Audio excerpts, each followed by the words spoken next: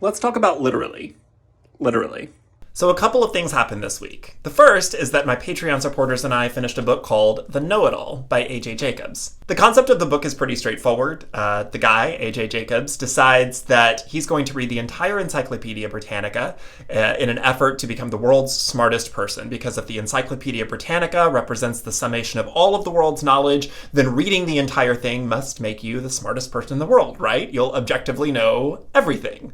Literally. The point that seems the most relevant happened in the R's, whenever he's talking about the history of the raspberry and the fact that raspberries aren't berries. Technically, there's something called aggregate fruits. If anything, a banana is technically a berry. And the thing is, the friend that he's telling this to immediately looks at him and says, well, then the definition of berry needs to change, because it's no longer functional. It's not a useful bit of knowledge then if we're all calling raspberries and blackberries berries, and they aren't. The thing is, I agree with this point.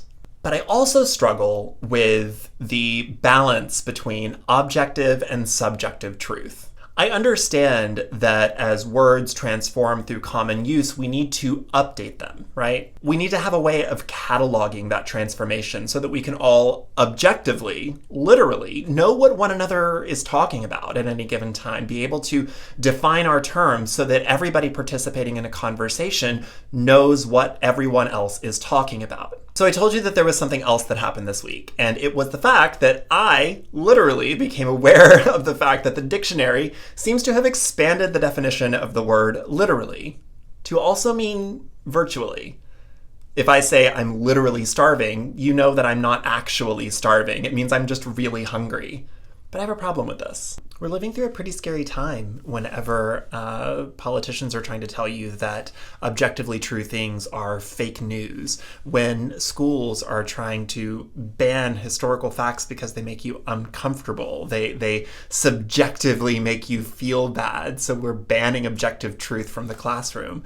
I think that that's a scary thing, and I think that we need to pull back a bit on the idea that things that are literally objectively true have some wiggle room in some areas. Again, it's a really weird dichotomy, because absolutely, if the word berry doesn't literally mean what we all think that it means, then maybe it needs to be changed. But there are also some areas of objective truth that might need to be sacrosanct. I don't know. Maybe that's just me. Literally.